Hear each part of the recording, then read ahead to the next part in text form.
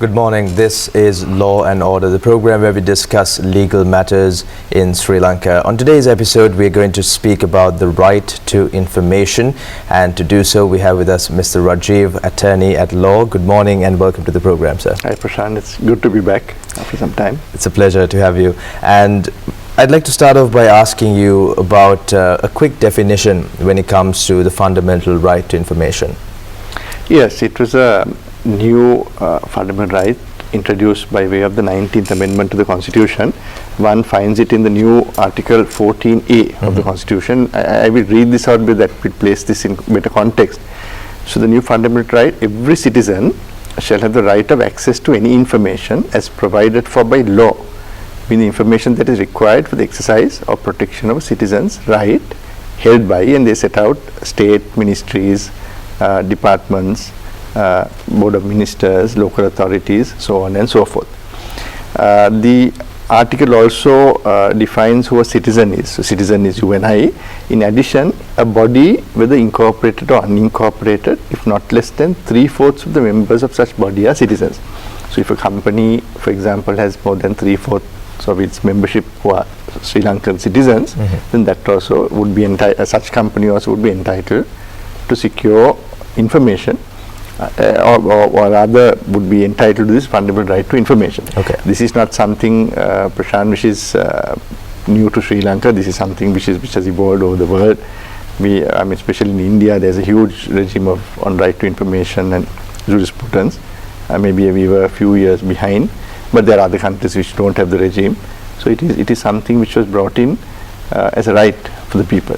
Okay, and I'd also like to ask you, what is the Right to Information Act? Yes, that I have it here. So when the the fundamental right was introduced by way of the 19th Amendment to the Constitution, which people talk of, the section that the article said in terms of the law. So the Constitution brought in a fundamental right, but of course something which would be further elaborated and regulated in terms of a piece of legislation. Okay. So Parliament in 2016, which is the next year, by Act number 12 of 2016, introduced the Right to Information Act, number 12 of 2016. That was it. The preamble provides for transparency, accountability, corruption, anti-corruption, for purpose of good governance. The right to information is enabling the citizen to reach out and obtain information of the state. And if that information is provided, then of course it's transparent. So if someone is doing wrongdoing, or there's wrongdoing of some perpetration of something, and if citizens have access to that information now or in the future, that person will be careful, or the institution will be careful, but this would come out and would be disclosed later. So it is in that context that the Right to Information Act came into being, and Section 3 is the operative section, provides that subject to certain provisions in the Act, every citizen shall have a right of access to information which is in the possession, custody or control of a public authority. Now that is important. It is information. I will explain what the law contemplates being a public authority. Okay. But before that, we'll get back to the basics. Every citizen shall have a right of access to information that is similar to the fundamental right, which is in the possession, custody or control of a public authority. So the information one requires must at least be in the possession or custody. Custody means you might have, maybe somebody under you who has this thing, or the control. So if a state institution or a public authority or a public officer has control of that information, then the first principle is that a citizen has access to that information. Okay. Of course, that is of course subject to certain restrictions. I think we might discuss that further on. I think in this context, it will be relevant for me to also probably explain what information is, which might place it in context. It's a very wide ambit one gets, one has in terms of the Act, and this is relevant because if as a citizen, this is an important piece of legislation for, as I said, accountability and transparency. Now, today everyone is saying we must have accountability, transparency. So this is an Act which is already in place, where you can call upon the public authorities, public officers, leadership in public office to provide information to you in respect of many matters. And now that is relevant. Let us look at the definition of information. Information includes, so it's not an exhaustive definition, any material which is recorded in any form, including records, documents, memos, emails, opinions, advice, press releases, circulars, orders, logbooks, contracts, reports, papers, samples, models, correspondence, memorandum, draft legislation, books, plans, map, drawing, diagram, pictorial, graphic work, photograph, film, microfilm, sound recording, videotape, machine readable record, computer records, other documentary material, regardless of its physical form or character, and copied as. It's a wide definition. It's also not an exhaustive definition. So basically, information in state public authorities, a citizen can reach out to. Okay. So it can be even a cabinet decision, a cabinet memorandum. So any of that you can seek information. Okay. And let's speak about the right to information law operation. Yes. So how it happens is, now I covered section 3, Okay. which provides for the section upon which this act operates. Okay. Also, one must look at who are public authorities. Now we said, as a citizen, you have access to information which is in the hands of a public authority. So now, who is a public authority? One may ask the question. A public authority is defined now. When you and I say public authority, would straight come to your mind, well, ministries, public officers, departments. So those are covered. So there is no issue about that. In addition, there are other entities brought in, which is also, I think, relevant for this discussion. One is a company incorporated under the Companies Act, in which a state or a public corporation or the state and a private corporation together hold 25% or more of the shares. So if the state or a public authority or a public corporation owns 25% or more of the shares of a particular company, even if it's being traded, or say even on stock market maybe, then that is a company brought into the definition of public authority. Then local authorities I mentioned. Then there's an interesting addition to this public authority, which is not, as far as I know, not being still being used of. A private entity or organization which is carrying out a statutory or public function or service under a contract, a partnership, an agreement or a license from the government or its agencies, or from local body, but only to the extent of the activities covered by the statutory or public function or service. So this law seems to be has extended its reach through the definition of public authority even to a private entity which is performing a public, one might say, a public function through maybe even a license. Okay. So maybe even a contract. So our regime, I have not seen where this has been reached out so far yet, but the law provides it. So if there is an entity completely private performing a certain public function or public role, or the wording here is a statutory or public function or service under license from the state, then one may get caught up. Okay. Then even non-governmental organizations that are substantially funded by the government or any department or other authority established or created by a provincial council or by a foreign government or international organization rendering service to the public insofar as the information sought relates to service. So basically the governing criteria is if it's a public function and if there is some kind of connection to the state, to licensing or funding. Now even the section also covers even higher education institutions, including private universities and professional institutes which are established, recognized or licensed under any written law or funded by wholly or partly by the state. So even a private institution, a private university, if it's on license, if there is some nexus to state, that comes under the definition of a public authority. So it's actually very wide in ambit, and the advantage and benefit is that a citizen can reach out and obtain information from that entity. Okay. Now, when it comes to the information in the custody or possession of a public authority, is it liable to be released?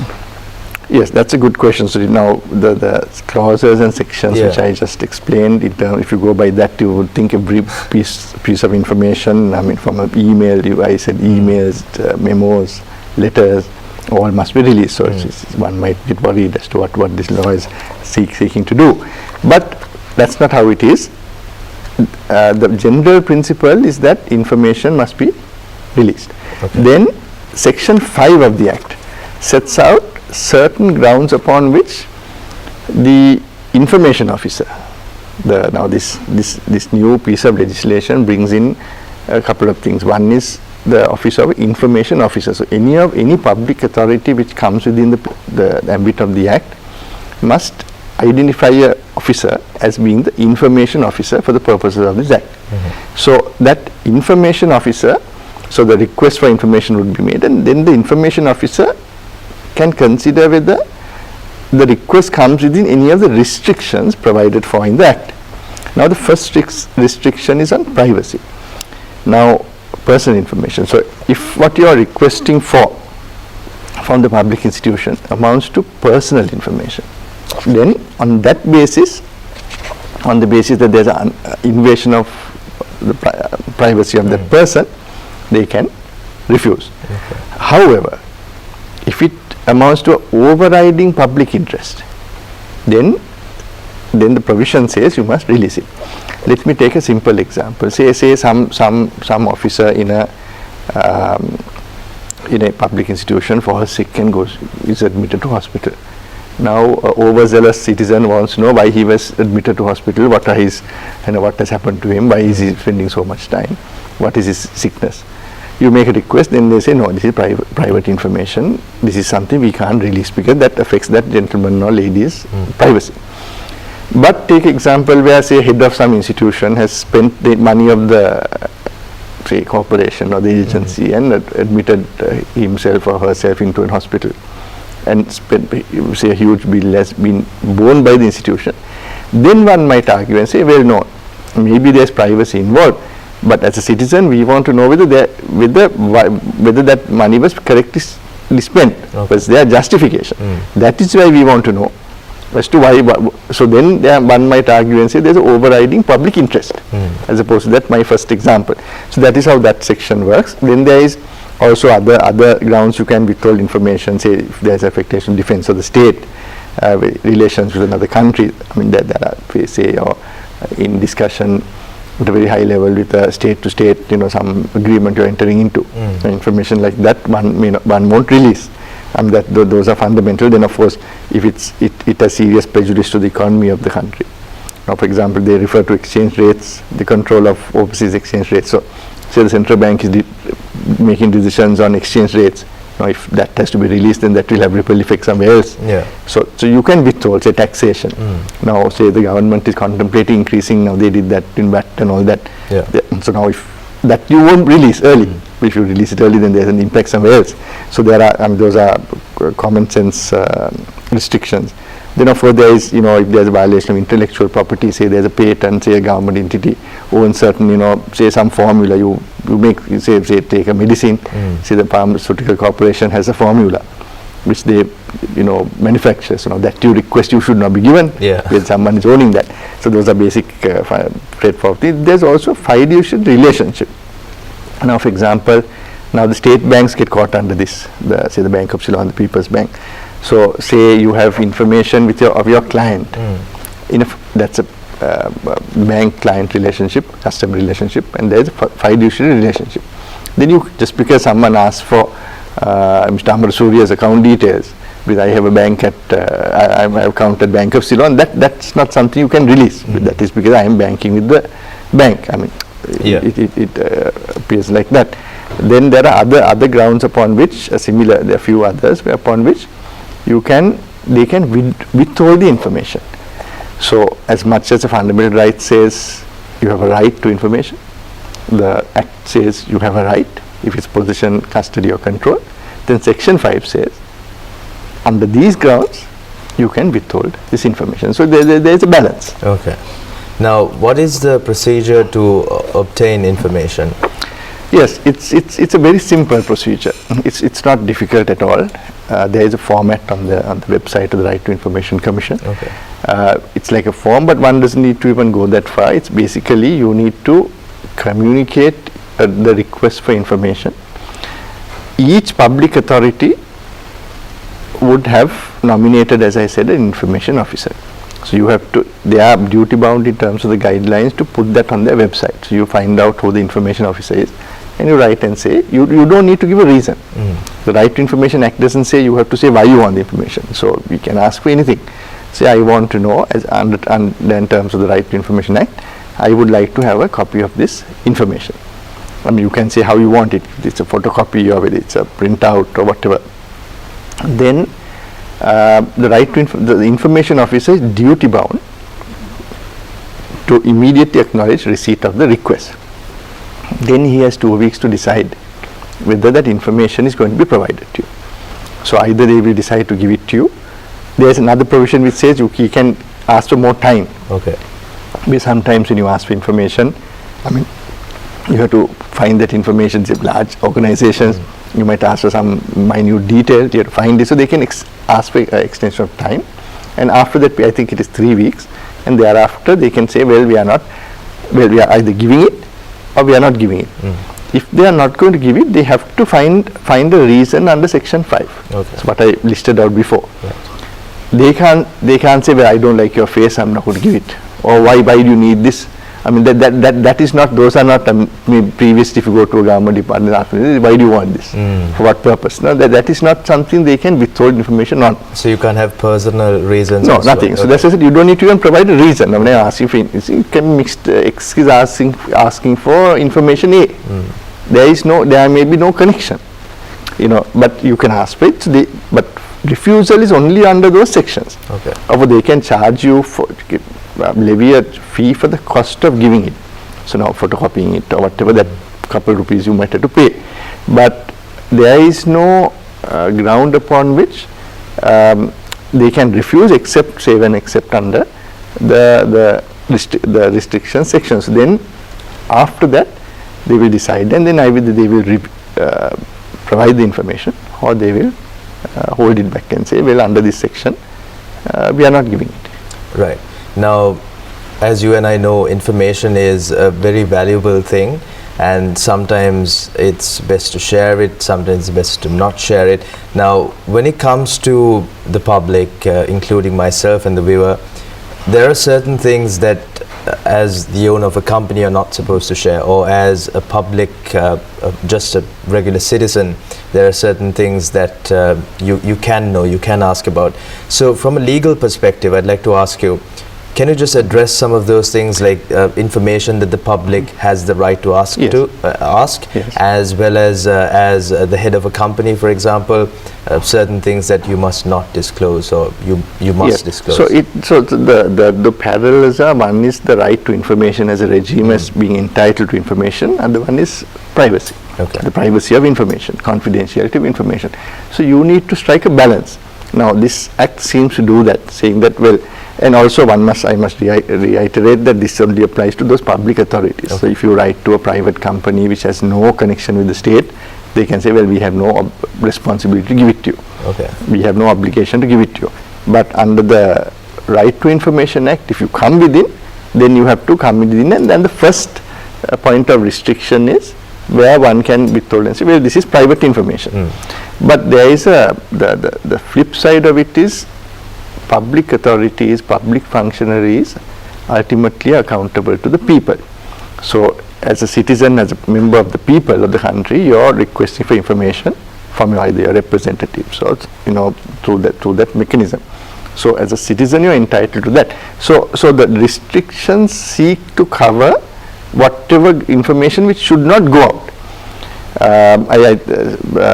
And that is important, because so then that balance is in play, and if, say, for example, you ask me the question, so if you are the head of institution, say, related to a public institution, if you feel that this piece of information should not be released, you have to then find a section upon which you can, and those are very wide sections. Yeah. And you have to, that is the law, but then beyond that, if you refuse, then of course there's an appellate process, and I think that is probably relevant in this discussion, because there is an information officer who will make this initial call. I mean, that somewhere in the middle level of the organization. Then if the information officer, for example, releases it, then there is no issue. If the information officer refuses to release it, and cites maybe one of these restrictions, sometimes I find that public authorities, this is still a new piece of legislation, a few years, they don't cite a section, they just refuse it. So then that is also a fault, because you can't refuse it like that. Yeah. Then you have a designated, the institution also must name a designated officer. Sorry, some organizations it is like sometimes a CEO. So that's the appellate authority. So you can, when the information is refused, you can appeal to the designated officer. Okay. And the designated officer also looks into it again. And the designated officer would then either confirm what the information officer has done, or say, well, no, it must be released. So assuming the information officer, and that's a period you have to appeal to the designated officer in 2 weeks. If that information is not provided even at that point of time, then we have the Right to Information Commission, which was established through this piece of legislation. Okay. So one can appeal to the Right to Information Commission within a period of 2 months, either if the information is not provided, or if only part of the information is provided, or if your letter is not responded to. Okay. Even then you can appeal. Right. And then within a period of 2 months, and then they will have an inquiry and ascertain whether this information is something which could have been withheld under Section 5. Right. So if they find that the authority could not have withheld the information, then they might decide to release. Okay. Might decide to make an order saying you must release the information, but it doesn't stop there. Right. If someone is aggrieved, say the public authority or the individual, by the order of the Right to Information Commission, then either party can appeal to the Court of Appeal within a period of 1 month. Okay. So you have the information officer, you have the designated officer, you have the Right to Information Commission, and thereafter to the Court of Appeal. Right. As through an appeal. Of course, everyone knows in Court of Appeal, then you have another appeal you can seek to, canvass if, still you are not satisfied, the Supreme Court. Right. So it enters a judicial stream also after the Right to Information Commission. Okay. So that way, so if there is any doubt, if there is concern, it should not be released, it will be considered in the judicial process. Okay. Now, before we wind up, I'd like to touch upon the stages of appeal as well. Yes. So the stages of appeal would be, again, the information officer, then 2 weeks to the designated officer, then 2 months to the Right to Information Commission, and thereafter 1 month to the Court of Appeal. And it's very easy up to the Right to Information Commission, because if it's a citizen, there is, you can be represented by an attorney at law if you feel that is necessary, but the citizen himself or herself could also represent. So Prashant, I think this whole regime is something which is important from a country's point of view, twofold. Okay. One is, as citizens, you want to know that your leaders and the decision makers are doing the right thing, but I think more importantly, it is also it places the decision makers also who must now be careful in what they do. And that is also good. As much as it's good for the country, it is good for those officers also. Okay. Because they now are aware, from the top, aware that decisions they make, emails they send, or emails are covered, memos they send can be released to the public. Right. And if there is inconsistency, if there is wrong decisions, a lack of proper reasoning, lack of assessment, now to take a tender process. Yeah. Now tender might be awarded, but that information comes out. So say someone, these things have happened in our country, so we have to be aware of it. Say a tender process, someone has done something and given it to a favorite. So now the tender is being operated. But this information can be released today, tomorrow in another few years' time. So when that comes out, first and foremost, the decision maker, that officer might get into trouble, the company which benefited might get into trouble. So if the act is being used a lot, but when one sees its fullest use, then we can probably hope that when we say we want transparency, accountability of public authorities, that is actually operationalized. That is seen that would see reality by the use of this piece of legislation. All right. So it's a very positive, progressive piece, but of course it's up to the citizen to make use of it. You can have a piece of legislation in a cupboard, but if you don't, you have to make use of its full force and effect. Right. Thank you so much. That was Mr. Rajiv Amarasuriya, attorney at law. Thank you for being with us this morning and having this insightful discussion. My pleasure. And that winds up today's episode of Law and Order. Till next time, have a nice day.